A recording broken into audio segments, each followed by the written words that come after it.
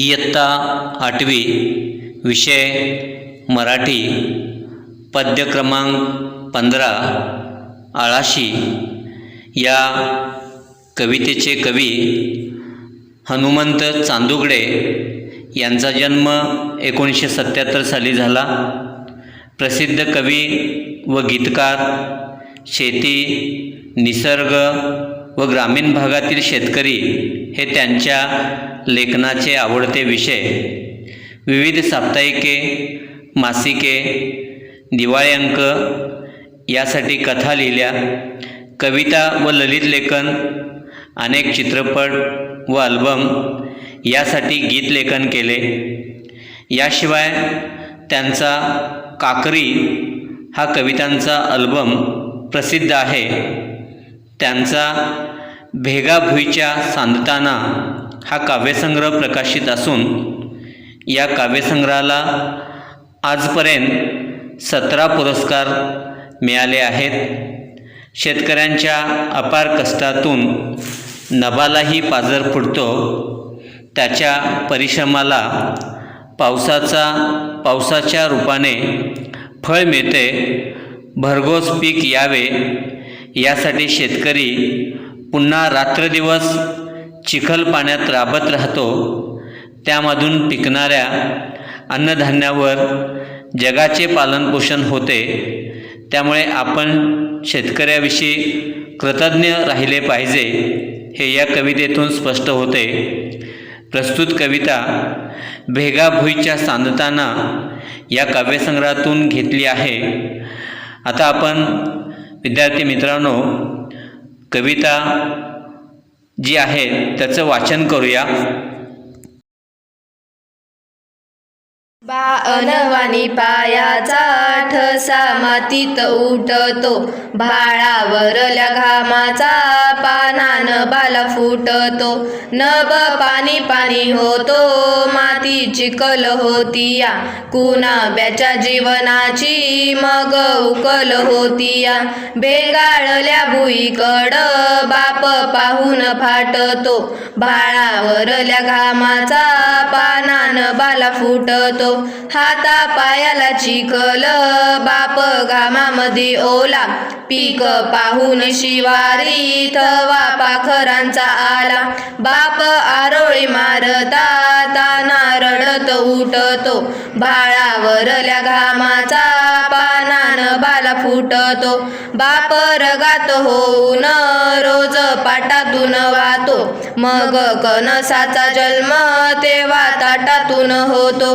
दाणे कणसाला येता बाप हुरडा वाटतो, भाळावरल्या घामाचा पानान बाला फुटतो। येता भरात जोंधळा बाप काढणी करतो, स्वतः राहून उपाशी पोट जगाच भरतो। जातो आळाशी होऊन तरी आळा का तुटतो, भाळावरल्या घामाचा पानान बाला फुटतो। बा अनवानी पायाचा ठसा मातीत उठतो, भाळावरल्या घामाचा पानान बाला फुटतो। विद्यार्थी मित्रांनो, आता आपण या कवितेचा भावार्थ समजावून घेऊया। पहिल्या 2 ओळी पहा। बा अनवानी पायाचा ठसा मातीत उठतो, भाळावरल्या घामाचा पाना नभाला फुटतो। या ओळींचा अर्थ असा आहे, शेतकऱ्यांच्या अनवानी पावलांच्या खुणा शेतात उमटतात। शेतकरी शेतात अपार कष्ट करतो। शेतकऱ्याच्या अपार कष्टातून आकाशालाही पाजर फुटतो। शेतकऱ्यांचे राबणे पाहून ढग बरसतात, म्हणजेच शेतकऱ्याच्या कपाळावरील घामाचा पाना आभाळाला फुटतो। त्याच्या पुढच्या 4 ओळी पहा। नभ पाणी पाणी होतो, माती चिखल होतीया, कुणब्याच्या जीवनाची मग उकल होतीया। भेगाळल्या भुईकड बाप पाहून फाटतो, भाळावरल्या घामाचा पाना नभाला फुटतो। यामध्ये कवी असं सांगतोय की आकाशात पाण्याचे मेघ दाटतात, जणू आकाशच पाणी पाणी होते व ते मातीत बरसल्यामुळे शेतात चिखल होतो तेव्हा शेतकऱ्याच्या जीवनातील कठीण कोडी ज्या समस्या असतात त्या सुटायला सुरुवात होते. कुणब्याचे जीवन कसाला लागते. त्याचप्रमाणे भेगा पडलेल्या जमिनीला पाहून बापाचा ऊर फाटतो, हृदय गलबलते. तेव्हा शेतकऱ्याने गाळलेल्या घामाचा झरा जणू काही आकाशातून खाली येतो आणि त्याच्या कष्टाचं खऱ्या अर्थानं चीज झालं असं कवीला या ठिकाणी म्हणायचं आहे. त्याच्या पुढच्या 4 ओळी पहा. हातापायाला चिखल बाप घामामध्ये ओला, पीक पाहून शिवारी थवा पाकरांचा आला. बाप आरोळी मारता ताना रडत उठतो, भाळा वरल्या घामाचा पाना नभाला फुटतो. यामध्ये कवी असं सांगतोय की शेतात कसताना माझ्या बापाचे हातपाय चिखलाने माखलेले असतात, जणू त्याच्या हातापायाचा चिखल होतो आणि घामाने ओला झालेला त्याही परिस्थितीत तो चिखलात राबतो. त्याच्या मेहनतीतून जे पीक शेतामध्ये तरारते, डोलत असते ते पाहून पाखरांचा थवा त्या पिकावर घिरट्या घालतो. बाप जेव्हा शिवार पाहून आनंदाने आरोळी ठोकतो तेव्हा लहान मूल रडत रडत जागे होते. म्हणजे बापाच्या आनंदालाही दुःख व वेदना बिलगलेल्या असतात.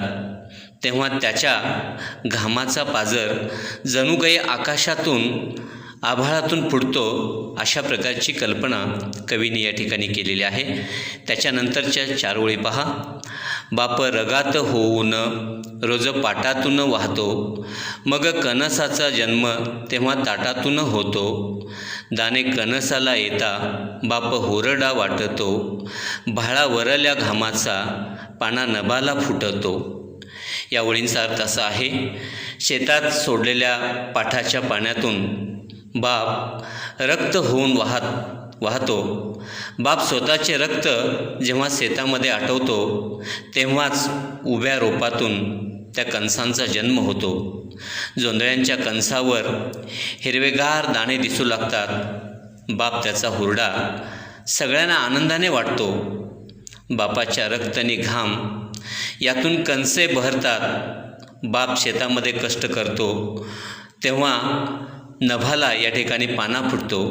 जणू या निसर्गाला असं वाटत असतं की शेतकरी हा या जगाचा पोशिंदा आहे आणि त्याच्या या अपार कष्टाला कुठंतरी न्याय दिला पाहिजे. आणि म्हणूनच निसर्ग म्हणजे निसर्गातल्या या नभाला पाना फुटतो आणि शेतकऱ्याचं जीवन हे या ठिकाणी सुखमय झालं आहे असं आपल्याला पाहायला मिळतं. त्याच्यानंतरच्या शेवटच्या 4 ओळीचं या ठिकाणी पहा. येता भरात जोंधळा बाप काढणी करतो, स्वतः राहून उपाशी पोट जगाचं भरतो. जातो आळाशी होऊन तरी आळा का तुटतो, भाळा वरल्या घामाचा पाना नभाला फुटतो. भाळा वरल्या घामाचा पाना नभाला फुटतो. या शेवटच्या 4 ओळीमध्ये कवीला असं सुचवायचं आहे की जोंधळ्याचे दाणेदार ताट जेव्हा शेतात बहरते आणि बहरून ते इकडे तिकडे लहरत असते, डोलत असते, तेव्हा बाप त्याची कापणी करतो. ते काढतो. तो स्वतः उपाशी राहून साऱ्या जगाचे पोट भरतो.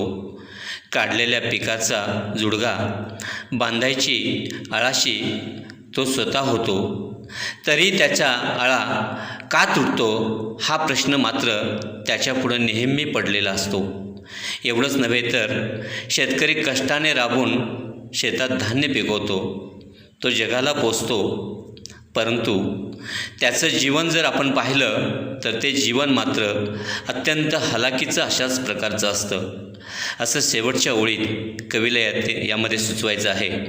खरं तर त्याच्या कपाळावरचा घाम नभामधून धाराच्या रूपाने बरसत असतो.